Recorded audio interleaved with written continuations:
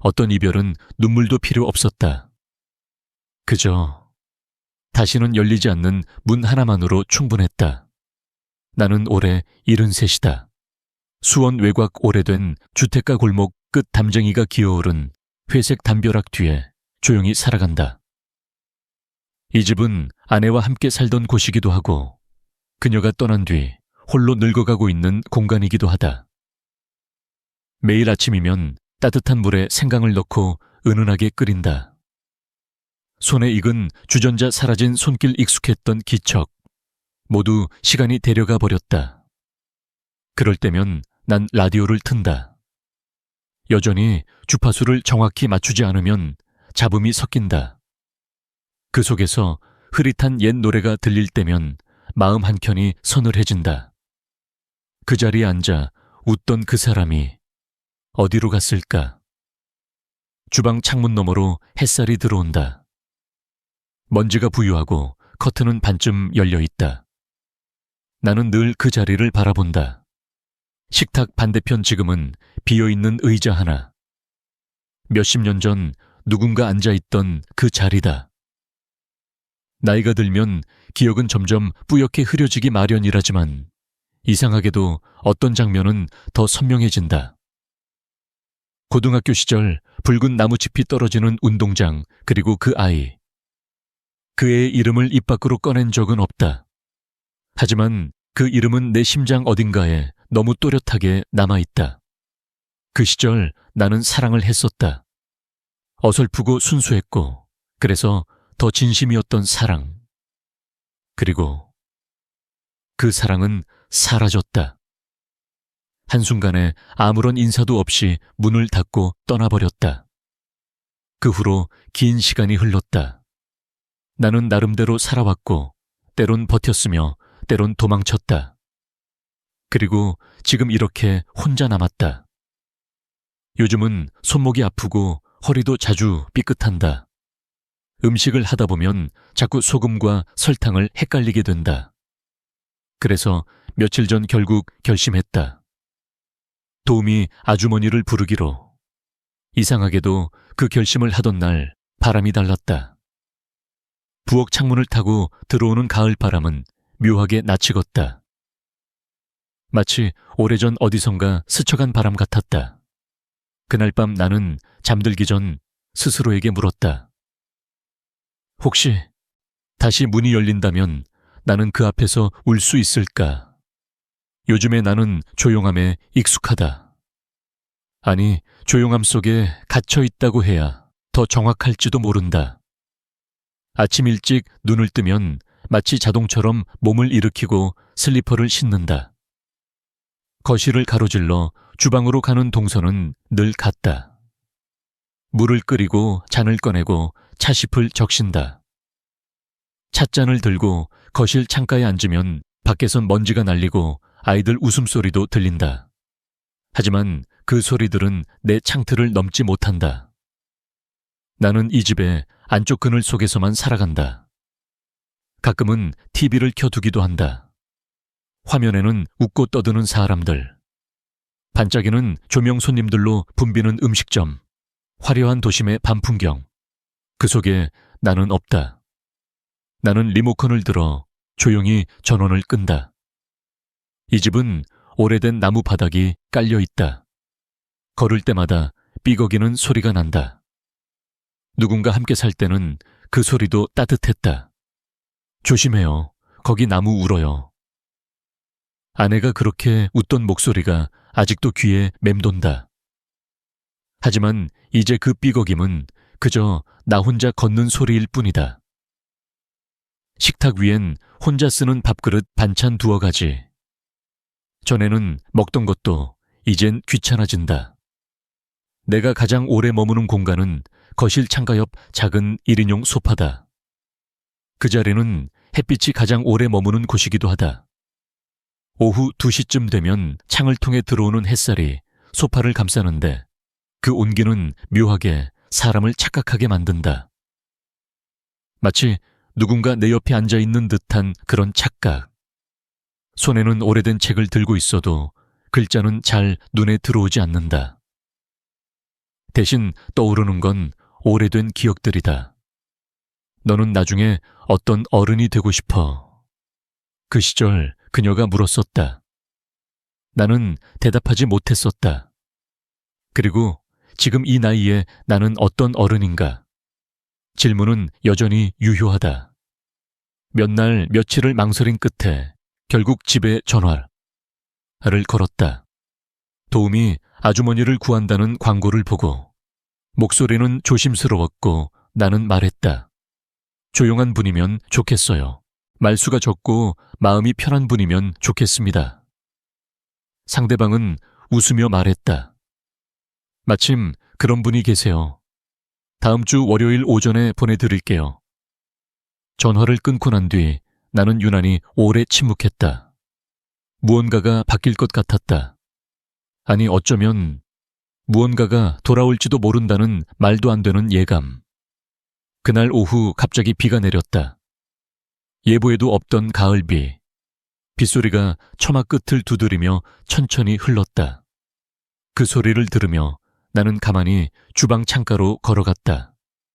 스테인리스 싱크대 위엔 씻지 않은 사과 2개가 놓여 있었다. 그 옆에 반쯤 마신 생강차. 김이 다 식고 잔 아래엔 작은 물방울이 고여 있었다.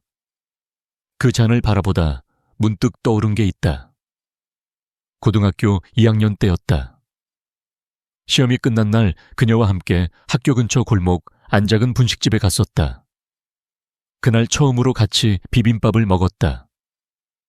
그녀는 말없이 그릇을 내 앞에 돌려주며 말했다. 나는 콩나물보다 숙주를 더 좋아해. 하얀 게 예쁘잖아. 꿈 같고. 그 말에 나는 잠시 멍해졌다. 하얀 숙주가 꿈처럼 예쁘다고 말하던 그 애의 눈동자. 아직도 기억난다. 그 반짝이던 눈빛. 젓가락 사이로 흘러내리던 고추장과 달걀 노른자의 따뜻한 향. 김가루 위로 얹힌 잊을 수 없는 웃음. 나는 그날 이후 비빔밥을 먹을 때마다 숙주를 먼저 찾게 되었다. 누가 물으면 그냥 습관이라고 했지만 그건 습관이 아니었다. 기억이었다. 나만 알고 있는, 나만 지키고 싶은 기억. 그녀가 떠난 뒤 나는 다시 그 골목을 찾지 않았다. 그 분식집도 아마 지금은 사라졌겠지.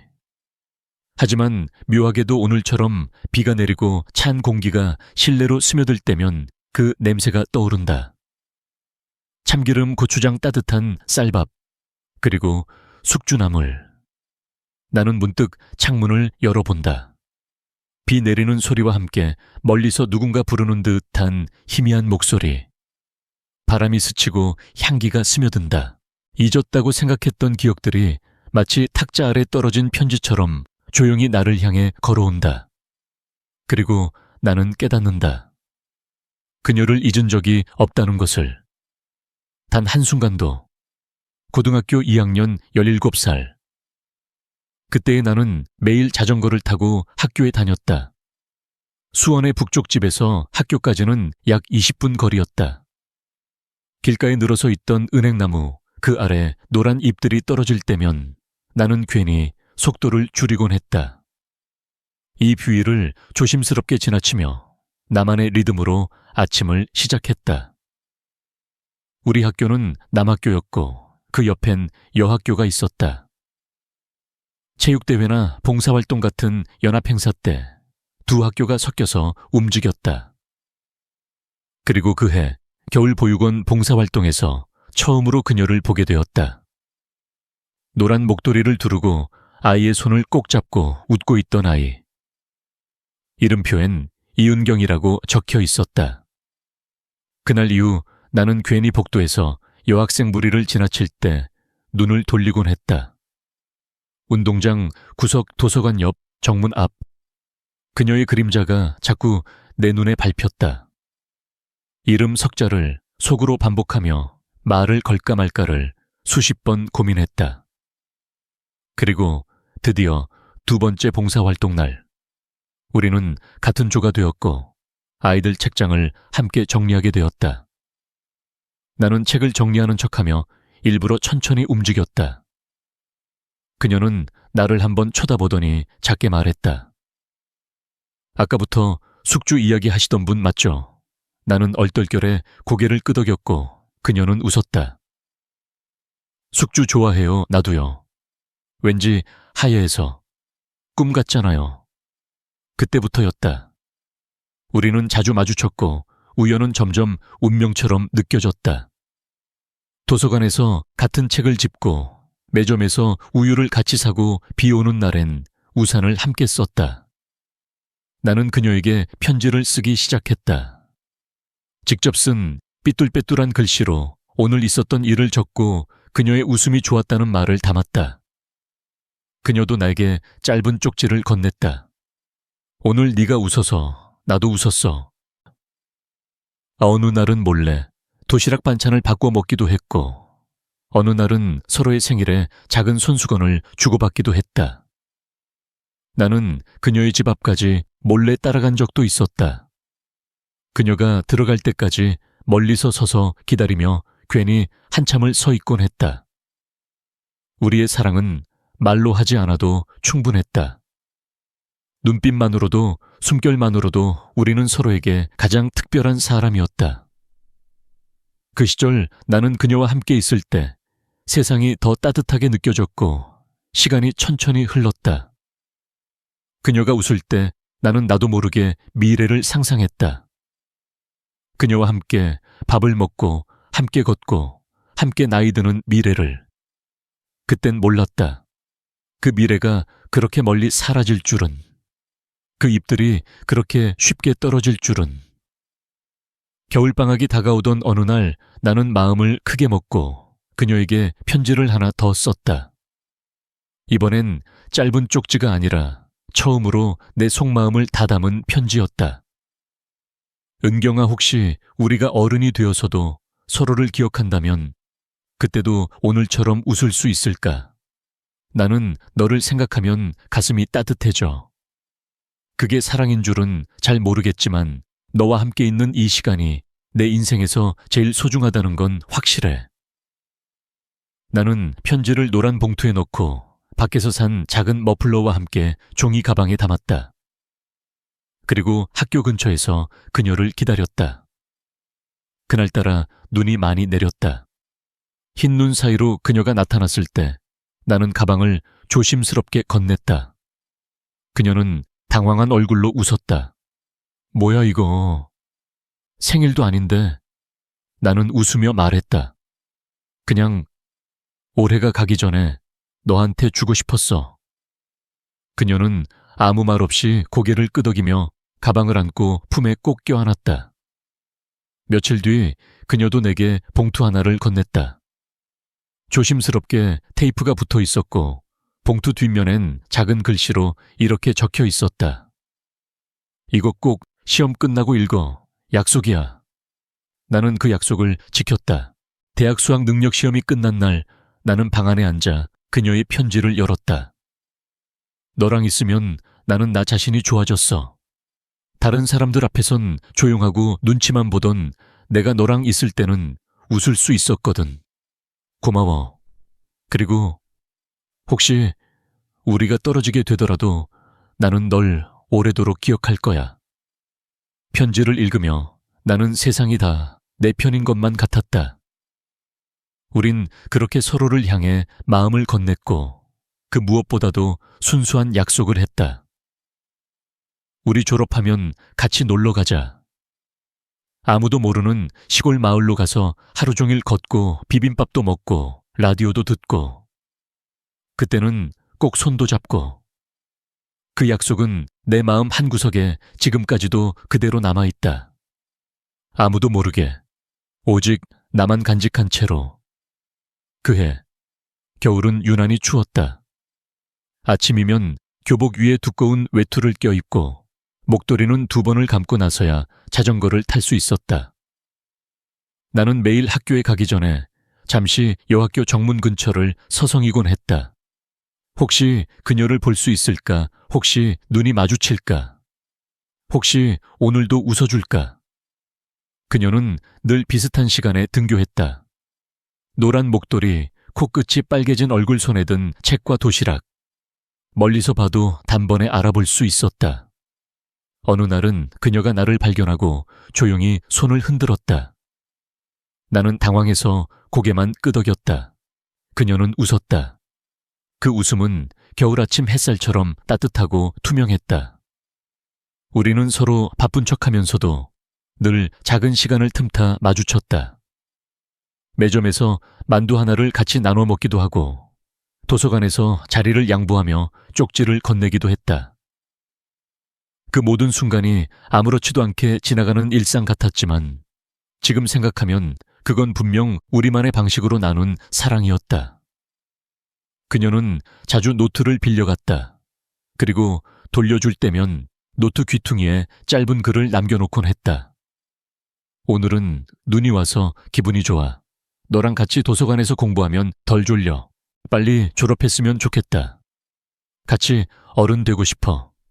그때는 몰랐다. 그 말들 속에 작별이 숨어 있었다는 걸.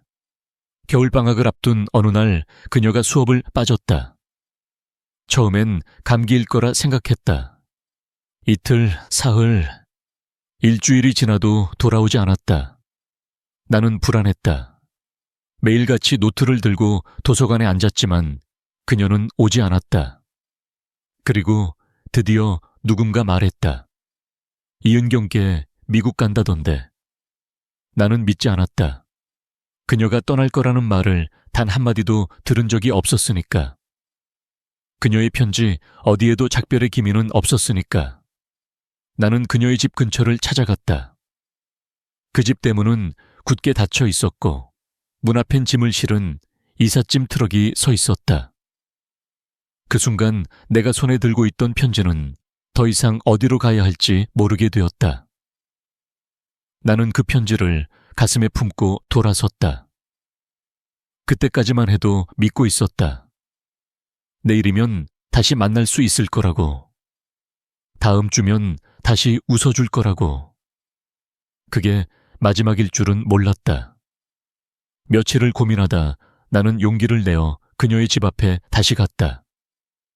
겨울방학이 시작된 첫 월요일이었다. 낮인데도 하늘은 흐렸고 눈이 녹다 얼어붙은 골목길은 미끄럽고 차가웠다. 그녀의 집은 담장이 낮고 대문에 작은 종이 달려 있었다. 그 종이 흔들릴 때마다 나는 괜히 가슴이 뛰었다. 혹시나 그녀가 나올까봐, 혹시나 마주치게 될까봐. 하지만 대신 문을 연 건 그녀의 큰아버지였다. 낯선 중년 남자의 얼굴이 내 앞에 나타났고 나는 얼떨결에 인사했다. 안녕하세요.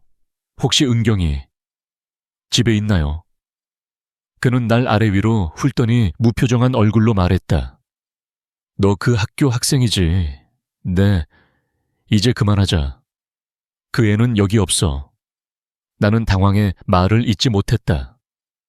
그는 깊은 한숨을 내쉬더니 조금 낮은 목소리로 덧붙였다. 그 애는 이제 미국 갔다. 가족 사정이 있어서 조용히 보냈다. 그만 돌아가라. 다신 오지 마. 그 문장이 내 심장을 멈추게 했다. 나는 뭔가 잘못 들은 줄 알았다. 미국에 갔다는 말이 믿기지 않았다. 편지도 인사도 아무 말도 없이 손에 들고 있던 편지가 구겨졌다. 입안은 마르고 귀는 멍해졌고 무릎이 떨렸다. 나는 고개를 숙인 채 한마디도 못하고 돌아섰다. 그날 밤 나는 그녀에게 쓴 편지를 책상 서랍 깊은 곳에 밀어 넣었다. 그 편지 위엔 도착하지 못한 마음이라는 말을 조용히 적어 넣었다. 그리고 그 이후로 나는 그녀를 찾지 않았다. 아니, 찾을 수 없었다. 이유도 모른 채 사라져버린 사람을 어떻게 다시 만날 수 있겠는가. 내 인생에서 그녀는 그렇게 사라졌다. 아무 말 없이, 아무 인사도 없이. 그날 이후 나는 더 이상 누군가에게 편지를 쓰지 않았다. 그녀가 떠난 뒤 나는 모든 것을 멈췄다. 책상에 앉아도 글자가 보이지 않았고 친구들이 웃고 떠드는 소리도 귀에 들어오지 않았다. 수능 점수표를 받아도 아무런 감흥이 없었다. 모든 게 무의미했다. 그녀가 없는 세상에서 무엇이 중요할 수 있을까? 나는 학교에 가는 길에도 고개를 숙였다. 그녀와 함께 걷던 그 골목, 함께 웃던 분식집 앞 같이 손 흔들던 버스 정류장. 모든 곳이 고통스러웠다. 밤이 되면 나는 자주 라디오를 틀었다. 혹시 그녀도 어딘가에서 같은 방송을 듣고 있진 않을까? 혹시 같은 노래를 들으며 나를 떠올리진 않을까? 하지만 돌아오는 건 잡음 섞인 음악과 쓸쓸한 DJ의 멘트뿐이었다. 나는 점점 말이 없어졌다. 가족들과도 친구들과도 마음속 이야기를 꺼내지 않았다. 그 누구도 이해할 수 없을 거라 생각했다. 아무 말 없이 이유 없이 갑자기 떠나버린 사람을 매일같이 그리워하는 내 마음을 나 자신도 이해하지 못했으니까. 왜 그렇게 허무하게 끝났는지, 왜 아무런 해명이 없었는지, 왜 나만 혼자 남겨졌는지, 혹시 나 혼자만 진심이었던 걸까? 그녀는 내 편지를 읽고도 아무 말 없이 떠난 걸까 우린? 애초에 같은 마음이었던 게 맞을까? 그런 질문들이 끝없이 밀려들었다. 의심, 분노, 슬픔, 후회, 그리고 다시 그리움. 나는 내 감정을 감당하지 못하고 그 편지를 그녀의 이름이 적힌 모든 것을 책상 서랍 깊은 곳에 넣었다. 그리고 열쇠를 걸었다. 하지만 잠들기 전 나는 자주 그 서랍을 바라봤다. 손은 열고 싶어 했고 마음은 멈추라고 했다. 그 모순 속에서 나는 천천히 무너졌다. 그렇게 나의 첫사랑은 한 문장의 작별 인사도 없이 내 안에 얼어붙어 갔다. 그 이후로 나는 조금씩 달라졌다. 겉보기엔 멀쩡했지만 속은 텅 비어 있었다. 사람들과 어울리던 성격도 점점 조용해졌고 말수도 줄고 웃음도 사라졌다. 대학에 합격했지만 기쁨은 오래가지 않았다. 친구들이 신입생 환영회를 다니고 소개팅에 들떠 있을 때 나는 늘 혼자 기숙사 방에 남아 책을 펼쳤다. 하지만 책장만 넘길 뿐 내용은 머릿속에 들어오지 않았다. 나는 스스로를 단속하려 애썼다. 이제 어른이니까. 지나간 감정에 매달리면 안 돼. 괜찮은 척해야 한다. 그렇게 몇 년을 보내며 나는 감정을 드러내는 법을 잊어갔다. 기쁜 일이 생겨도 그냥 그렇구나 하고 속상한 일이 있어도 다 지나가겠지 하고 넘겼다. 사랑에 대해서도 나는 점점 냉소적이게 되었다. 누군가 다가오면 한 걸음 물러났고 조금만 마음이 흔들려도 스스로를 다잡으며 벽을 쌓았다. 결국 나는 누군가를 깊이 사랑하는 법을 스스로 잊게 되었다. 그리고 30이 넘었을 무렵 부모님의 권유로 선을 보게 되었고 그저 이 정도면 무난하겠다는 생각에 결혼을 했다. 아내는 착하고 조용한 사람이었지만 우리는 처음부터 서로를 잘 모르고 시작했다. 함께 사는 법은 배웠지만 함께 느끼는 법은 배우지 못했다. 시간이 지날수록 우리 사이엔 대화보다 침묵이 많아졌고 침묵보다 더 큰 벽이 생겼다. 나는 일에 파묻혔고 아내는 점점 표정이 없어졌다. 그리고 결혼 15년째 되던 해 우리는 아무런 다툼도 없이 서로에게 이렇게 말했다. 이쯤이면 그만해도 되겠죠. 네, 그만해요. 서류 한 장으로 끝난 결혼, 그것도 사랑이었을까? 아니면 그냥 서로의 공백을 채우기 위한 잠시의 선택이었을까? 그 후 나는 다시 혼자가 되었다. 그때부터 지금까지 긴 세월을 조용히 살아왔다. 마치 처음부터 혼자였던 사람처럼. 혼자가 된 후 나는 처음엔 자유를 느꼈다. 누구의 눈치도 보지 않고 식사 시간에 얽매이지 않아도 되고 보고 싶은 프로그램을 맘껏 볼 수 있었다. 하지만 그 자유는 오래가지 않았다. 어느 날 저녁밥을 다 먹고 나서 설거지를 하던 중 문득 거실을 바라봤다.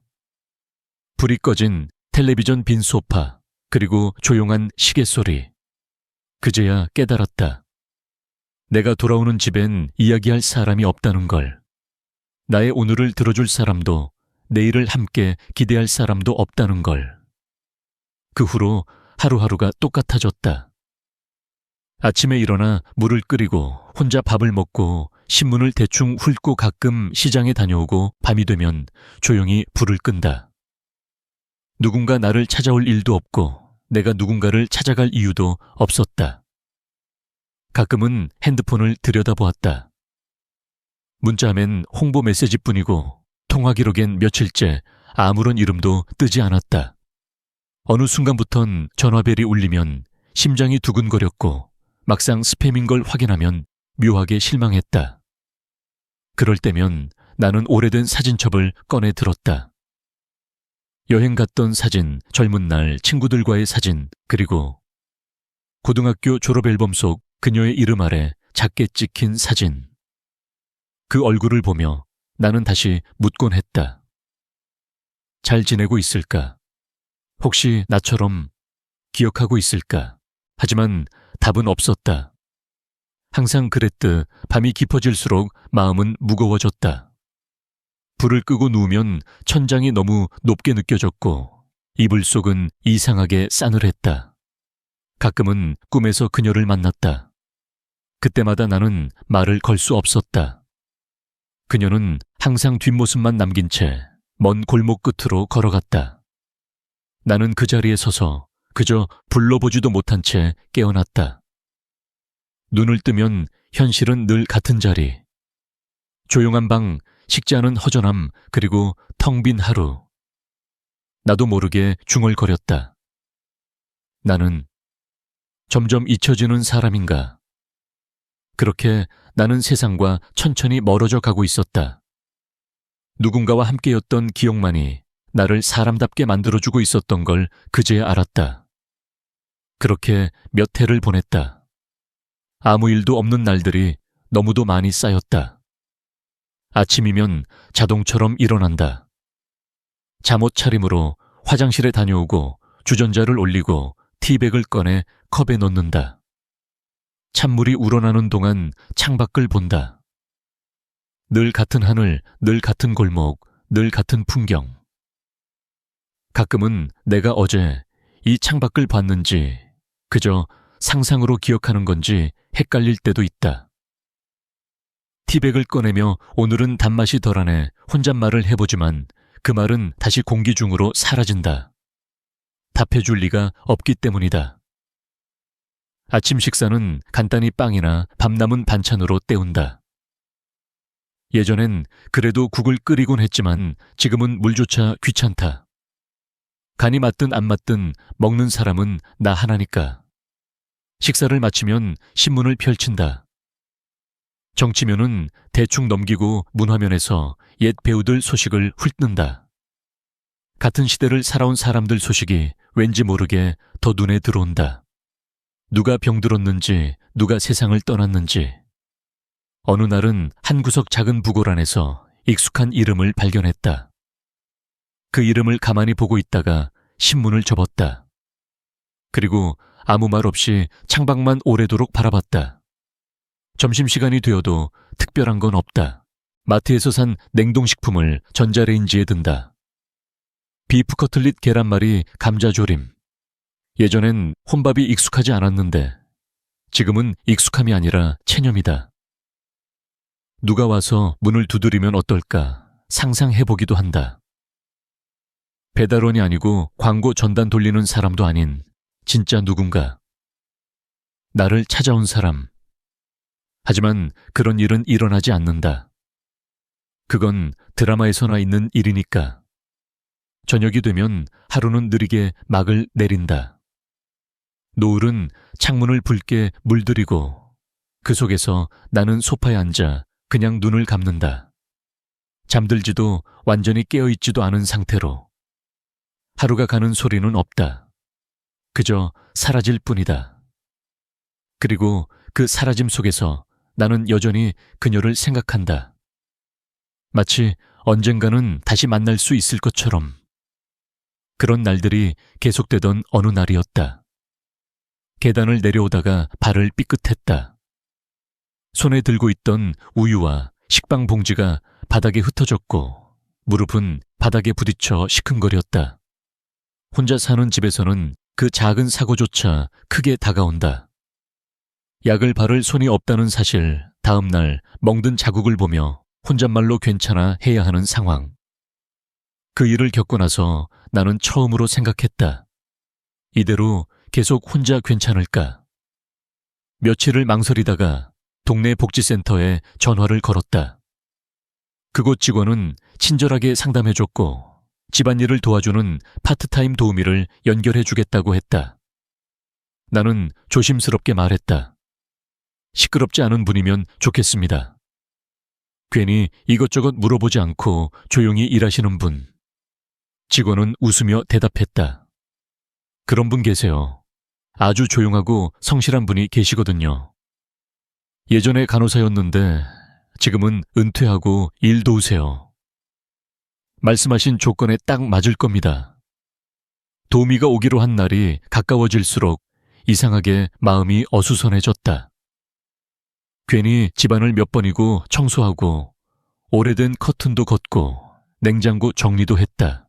누군가 내 공간에 들어온다는 게 이렇게 낯설고 복잡한 감정일 줄은 몰랐다.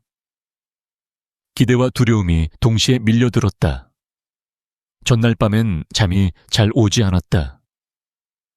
누군가와 하루를 함께 보내는 일이 언제부터 이렇게 큰 사건이 되었을까? 다음 날 아침 문 앞에 서서 나는 심호흡을 했다. 종이 울릴 때까지 나는 아무것도 예상하지 못했다. 그저 조용하고 부드러운 사람이 오길 바랐을 뿐이다. 그리고 그 순간 낯익은 종소리가 울렸다. 나는 천천히 문으로 걸어갔다. 문손잡이를 잡은 손이 살짝 떨렸다. 그리고 그 문 너머에 서 있던 사람을 보자 나는 숨을 쉴 수 없었다. 그녀였다. 그때 그 눈빛, 그때 그 미소. 세월은 많이 흘렀지만 나는 단번에 알아볼 수 있었다. 이은경. 내가 평생 기다렸던 이름이었다. 그녀를 본 순간 나는 아무 말도 할 수 없었다. 시간이 멈춘 듯 했다. 문틈 사이로 스며든 바람 현관 뒤에서 새어나오는 라디오 소리, 모든 것이 정지된 것처럼 느껴졌다. 그녀는 조용히 나를 바라보았다. 그 눈빛은 세월을 통과했지만 여전히 따뜻했다. 나는 목소리가 나오지 않아 그저 그녀를 바라보며 몇 번 눈을 깜빡였다. 그녀가 먼저 말했다. 오랜만이네요. 그 순간 나는 겨우 한마디를 꺼낼 수 있었다. 정말? 은경이, 맞아. 그녀는 살짝 웃었다. 네, 맞아요. 이은경, 기억나요. 나는 고개를 끄덕이며 한 발짝 물러서 문을 열어주었다. 들어와요. 안 그래도 기다리고 있었어요. 우리는 마주 앉았다. 부엌 테이블에 낯설지만 익숙한 공기가 감돌았다. 그녀는 손등을 매만지며 말했다. 저 도우미 일 오래 했어요. 사람들 댁에 가서 청소하고 식사도 차리고. 그런데 여긴 정말 예상 못했어요. 나는 조용히 고개를 끄덕였다. 나도요. 그냥 누가 오든 상관없다 생각했는데 당신이 올 줄은 몰랐어요. 그녀는 한참을 말없이 컵을 감싸 안았다. 따뜻한 물에서 김이 올라오고 우리 둘의 숨결도 그 안에서 섞였다. 나는 묻고 싶은 게 많았지만 무슨 말부터 해야 할지 몰랐다. 왜 떠났는지, 왜 편지를 보내지 않았는지, 왜 지금에서야 나타났는지. 하지만 그 순간 나는 아무 말도 하지 않기로 했다. 그저 그녀가 내 앞에 있다는 것만으로 가슴이 벅차올랐다. 그녀도 그렇게 생각했는지 작게 속삭이듯 말했다. 그때 난 당신이 외국에 간 줄 알았어요. 나는 그 말에 눈을 크게 떴다. 뭐라고요? 난 당신이 미국 간 줄 알았는데. 우리 둘은 서로를 바라보았다. 당황과 놀람, 그리고 오래된 진실 앞에서의 침묵. 그 침묵은 짧았지만 깊었다. 이은경, 그녀는 지금 내 앞에 있다. 사라졌던 이유는 아직 모르지만 하나 확실한 건 그녀가 돌아왔다는 사실이었다. 나는 조심스럽게 말했다. 밥 먹었어요. 그녀는 고개를 저으며 웃었다. 아니요. 뭐 좀 만들어 드릴까요? 그 순간 나는 처음으로 안도했다. 그래, 이건 시작일지도 모른다. 늦은 시작이지만 분명 무언가가 다시 시작되는 순간이었다. 그녀는 조심스럽게 일어나 부엌으로 갔다. 나는 멍하니 그 뒷모습을 바라봤다. 살짝 굽은 어깨, 느릿한 걸음하지만 분명히 기억 속 그 모습과 겹쳐졌다. 냉장고를 열어보던 그녀가 나직이 말했다. 계란 있고 채소 좀 있네요. 비빔밥 해드릴까요? 나는 그 말을 듣고 순간 숨이 멎는 듯 했다. 비빔밥. 그 단어 하나에 수십 년 전 그 골목길 분식집이 떠올랐다. 그녀가 숙주를 많이 넣던 모습 하얀 게 예쁘다고 말하던 그 웃음. 나는 목이 메었지만 애써 웃으며 말했다. 그럴까요? 오랜만에 좋겠네요. 그녀는 익숙한 손놀림으로 야채를 씻고 달걀을 풀고 고추장을 꺼냈다.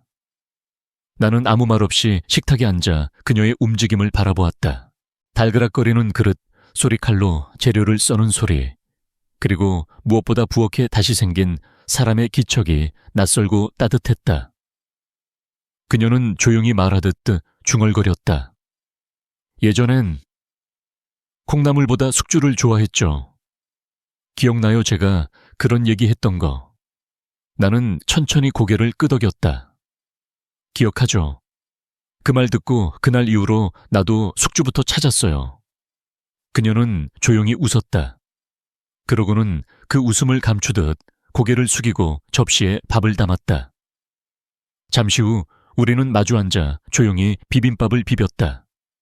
뜨거운 김이 올라오고 참기름 향이 퍼졌다.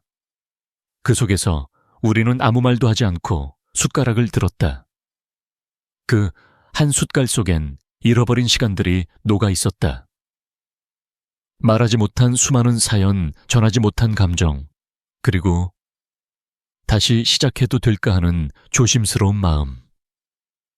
나는 그 순간 처음으로 이렇게 생각했다. 아직 늦지 않았을지도 몰라. 비빔밥의 따뜻함이 식지 않기를 바랐다.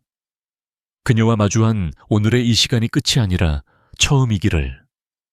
그날 이후 나는 매일 아침이 조금 다르게 느껴졌다. 부엌에 불을 켤 때 이제 그 공간엔 온기가 있었다. 누군가 물을 끓이고 그릇을 꺼내며 가볍게 기침하는 소리가 들릴 때마다 나는 혼자가 아니라는 걸 새삼 실감했다. 은경은 주 3회 도우미로 오기로 했지만 그 후로는 이유 없이 자주 들렀다. 근처 시장에 왔다가 그냥 집에 혼자 있으면 답답해서 그런 말과 함께 작은 반찬통을 건네거나 함께 차를 마셨다. 처음엔 낯설고 어색했지만 조금씩 자연스러워졌다. 나는 커튼을 걷고 마루에 쌓인 책들을 정리하기 시작했다. 오래된 화분에 물도 주고 몇 년간 꺼내지 않았던 라디오도 다시 틀었다. 그녀는 내게 말했다. 여기 햇살이 참 좋네요. 그동안 왜 이렇게 어둡게 살아오셨어요? 나는 대답하지 못했다. 그저 웃으며 그녀가 앉은 자리에 쿠션을 하나 더 놔두었다. 우리는 함께 시장에도 가고 동네 공원도 걸었다. 처음엔 사람들의 시선이 조금 의식됐지만 그녀는 대수롭지 않게 팔짱을 꼈다.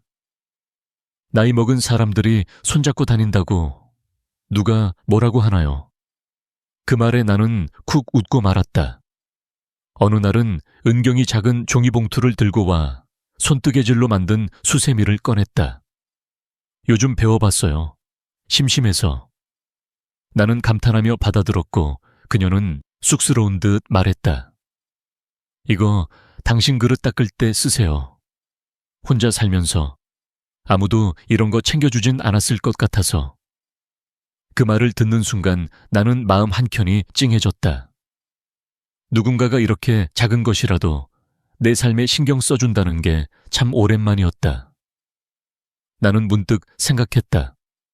이 사람과 다시 살아보고 싶다.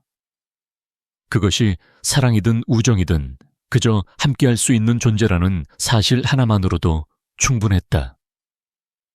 나는 작은 메모장을 샀다. 그리고 매일 하루에 하나씩 고마운 순간을 적기 시작했다. 은경이 웃었다. 같이 시장 갔다. 따뜻한 비빔밥을 먹었다. 삶이 조금씩 다시 사라졌다. 아주 조용히 하지만 분명히. 변화는 아주 조용히 시작되었지만 그만큼 깊었다. 아침에 눈을 뜨는 순간이 달라졌다. 예전에는 그저 또 하루가 시작됐구나 했지만 요즘은 문득 오늘은 어떤 반찬을 가져오실까? 오늘은 무슨 얘기를 나눌까? 그런 생각이 먼저 들었다. 나는 다시 라디오를 켰고 그녀와 함께 듣는 프로그램을 메모하기 시작했다. 라디오 DJ가 읽어주는 사연에 우리가 함께 웃고 조용히 고개를 끄덕이는 시간이 점점 길어졌다. 그녀가 내게 말했다. 이상하죠. 이 나이에도 누군가랑 다시 친해진다는 게 가능하네요. 나는 그 말을 곱씹었다. 정말 이상하고 또 고마운 일이었다. 처음엔 조심스러웠다. 혹시 이 감정이 그저 옛 추억에 기대는 착각은 아닐까? 혹시 우리가 서로를 미화해서 바라보는 건 아닐까? 그런 불안이 없진 않았다. 하지만 하루하루를 함께 보내며 나는 점점 확신하게 되었다. 지금의 은경은 추억 속 그 아이가 아니라 삶의 굴곡을 지나온 하나의 인생 그 자체라는 걸. 그리고 나 또한 그녀 앞에서 다시 누군가가 되어가는 느낌을 받았다. 그녀는 나에게 용기를 주었다. 작은 일에도 웃는 법 실수를 하더라도 허허 웃고 넘기는 법 무릎이 아파도 괜찮아. 오늘은 천천히 걷자 말해주는 여유. 나는 어느 날 혼잣말로 중얼거렸다. 나는 지금 다시 사는 중이구나. 불 꺼진 거실에 혼자 앉아있는 시간이 줄어들고 식탁에 반찬 2개가 더 늘어나고 창문 커튼이 열리고 마당에 새 화분이 놓이기 시작했다. 모든 게 아주 작지만 명백한 변화였다. 무엇보다도 나는 다시 누군가를 기다리게 되었다. 그 기다림이 아프지 않고 설레는 일이라는 걸 이제야 알게 되었다. 어느 날 은경이 작은 상자를 들고 왔다. 이거요. 요즘 동네 문화센터에서 배운 건데요. 같이 해볼래요. 상자 안에는 천으로 만든 북커버와 직접 만든 엽서 몇 장이 들어있었다. 그녀는 손끝으로 엽서를 넘기며 말했다. 예전엔 이런 거 할 줄도 몰랐는데 이젠 시간도 많고 뭐라도 해보려고요. 나는 엽서 한 장을 집어들었다. 노란 국화가 수놓인 배경 위에 붓펜으로 써내려간 글귀 하나. 지나간 계절에도 향기는 남는다. 나는 그 문장을 한참 바라보았다. 그리고 조용히 중얼거렸다. 정말 그렇네요. 향기는 남네요. 그녀는 환하게 웃었다. 다음엔 같이 만들어요. 이런 거 혼자 하면 재미없어요. 그날부터 나는 문화센터 프로그램을 검색하기 시작했다. 처음엔 망설였지만 은경이 말없이 신청서를 건네주었을 때 나는 웃으며 받았다. 그럼 도자기 만드는 건 어때요? 토요일 오후 우리는 나란히 앉아 작은 찻잔을 빚었다. 손에 흙이 묻고 모양은 엉망이었지만 그 안엔 온기가 있었다. 나만의 찻잔 그녀와 함께 빚은 시간. 또 다른 날에는 오래된 라디오를 함께 고쳤다. 나는 전자기기를 다루는 걸 꽤 좋아했기에 마당에 작은 테이블을 놓고 도구들을 꺼냈다. 은경은 옆에서 설명서를 읽어주고 나는 납땜기를 들고 조심스럽게 손을 놀렸다. 라디오가 다시 소리를 낼 때 우리는 동시에 웃었다. 그 안에서 흘러나온 곡은 우리가 고등학교 시절 즐겨 듣던 이문세의 옛사랑이었다. 그 순간 나는 다시 한번 확신했다. 우리의 시간은 끝나지 않았다고. 조용히 이어지고 있고 이 조용한 이어짐이야말로 진짜 기적일지도 모른다고. 또 다른 날 우리는 동네 분식집에 들렀다. 예전 우리가 자주 가던 그 골목은 이젠 카페와 현대식 건물로 바뀌었지만 모서리 작은 가게 하나의 낡은 간판이 그대로 남아있었다. 진인의 김밥 들어가 보니 이제는 주인이 바뀌었는지 젊은 부부가 운영하고 있었다. 우리는 조심스럽게 비빔밥 2그릇을 시켰다. 그리고 나서 그녀는 조용히 물었다. 숙주는 아직 꿈 같나요? 나는 웃으며 고개를 끄덕였다. 응, 지금도 그래. 그리고 지금이 꿈 같아. 그날 나는 비빔밥을 남기지 않고 끝까지 다 먹었다. 그건 내가 몇 년 만에 처음으로 그릇을 비운 날이었다. 그렇게 나는 조금씩 변해갔다. 겉으로 보기엔 별다를 것 없는 노인일지 몰라도 내 마음속 풍경은 완전히 달라지고 있었다. 이전에 나는 아침을 시작하며 그냥 살아야 하니까 사는 사람이었다면 지금의 나는 누군가를 위해 하루를 준비하는 사람이었다. 혼자 있는 시간이 더 이상 공허하지 않았다. 은경이 오지 않는 날에도 나는 식탁을 정리하고 라디오를 틀고 천천히 밥을 차렸다.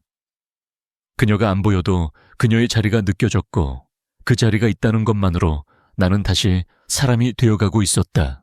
무엇보다도 나는 스스로를 바라보는 시선이 달라졌다.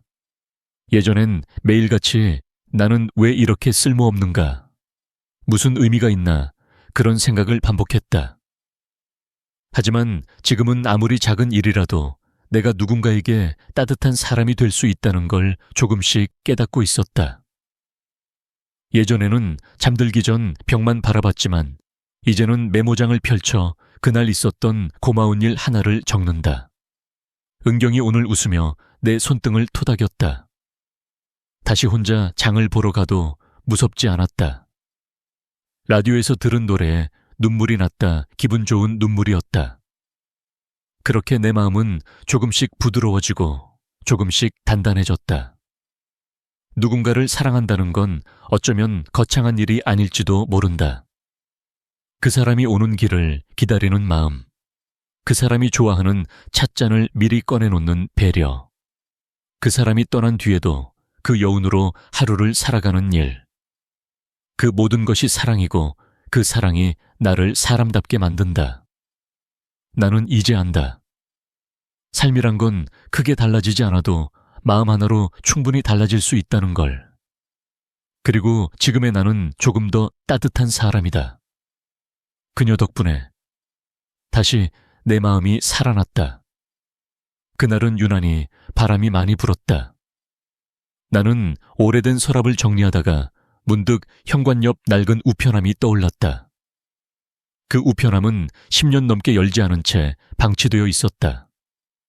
한때는 매달 고지서며 잡지며 편지가 꽂히던 곳이었지만 이제는 거미줄과 먼지뿐인 잊힌 공간이었다. 괜히 생각난 김에 나는 뻣뻣한 열쇠를 억지로 돌려 우편함을 열었다. 거기엔 낡은 종이 뭉치 하나가 조심스레 접혀 있었다. 나는 그 종이를 꺼내 펼쳤다. 노란 빛으로 바랜 봉투 앞 면에 또렷이 적혀 있는 이름. 김준호 선배님께. 손끝이 떨렸다. 그 글씨 은경이었다. 나는 숨을 멈춘 채 편지를 읽기 시작했다. 준호 선배, 편지를 쓰는 건 처음이에요. 오늘 학교 앞 분식집에서 비빔밥 같이 먹은 거 기억나세요? 저는 그 시간이 너무 행복했어요. 그래서 용기 내서 이 편지를 써요. 저는 선배를 좋아해요. 아주 많이요. 그런데 아빠가 갑자기 이민을 간다고 하셔서 전 아무 말도 못했어요. 그냥 그렇게 떠나야 했어요. 혹시 선배가 이 편지를 보게 된다면 저도 선배가 보고 싶었다는 것, 기다렸다는 것 꼭 기억해 주세요. 편지를 덮자 나는 한참 동안 움직일 수 없었다. 그녀는 떠난 게 아니었다. 그녀는 사라진 게 아니라 붙잡히지 못한 사람이었다. 그리고 나도 사실은 똑같았다. 그녀가 떠난 뒤 몇 번이나 편지를 썼다.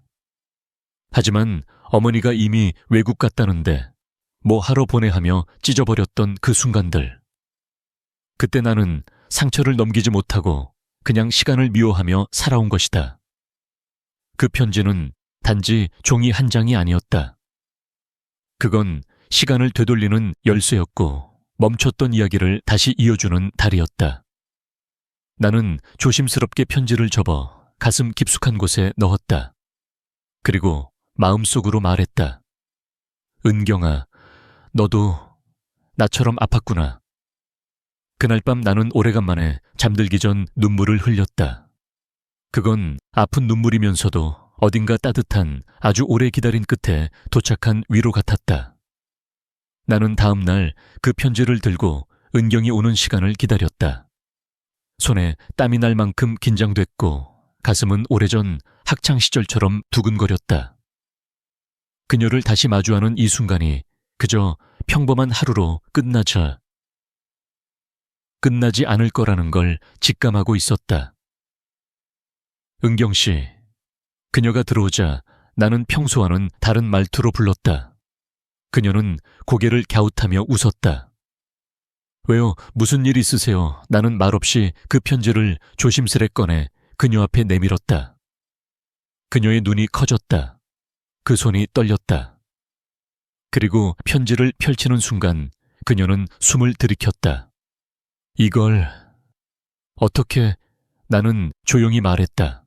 우리 집 우편함에서 나왔어요. 어제 우연히 열어봤는데. 그녀는 편지를 다 읽지도 못한 채 눈시울이 붉어졌다. 입술을 꾹 다문 채 아주 오래도록 편지를 쥐고 있었다. 나는 그 순간 모든 오해가, 모든 그리움이, 모든 멈춘 시간이 하나로 녹아내리는 걸 느꼈다. 은경 씨도 나처럼 기다렸군요. 그녀는 고개를 끄덕였다. 그때 정말로 쓰고 또 썼어요. 혹시나 연락이 올까 메일 우체통을 열었고요. 하지만 아무런 답도 없어서. 그래서 나 혼자 바보 같다고 생각했어요. 나는 눈을 감았다가 조심스레 그녀의 손등을 감싸주었다. 우리가 서로를 놓친 게 아니었어요. 그냥 어른들의 세계가 우리를 갈라놓았던 거예요. 그녀는 눈물을 훔치며 웃었다. 그래도 다행이에요. 이제라도 이 편지를 같이 읽을 수 있어서. 나는 천천히 진심으로 말했다. 은경 씨, 이제는 내가 매일 이 우편함을 열게 해줄게요. 그 안에 당신의 웃음과 말과 따뜻함이 가득 담기도록. 그 순간 마치 늦은 봄비가 내리듯 우리 사이에 쌓였던 모든 먼지와 오해가 말없이 씻겨 내려갔다. 시간은 우리에게 잔인했지만 동시에 이 편지를 남겨 다시 시작할 기회를 주었다. 그리고 나는 이제야 진짜로 그녀를 마주할 수 있었다. 과거가 아닌 지금 이 순간의 사람으로서. 며칠 뒤 나는 은경 씨에게 작은 제안을 했다. 우리 예전에 자주 가던 그 분식집 혹시 아직 있을까요? 그녀는 살짝 놀란 듯 웃었다. 학교 앞에 있던 거요. 그 조그만 골목 안에 그래요. 거기서 다시 비빔밥 같이 먹으면 어떨까요? 그녀는 조용히 고개를 끄덕였다. 좋아요. 그날처럼 비 오는 날이면 더 좋겠네요. 우리는 약속한 날 오후 늦게 함께 그 골목으로 향했다.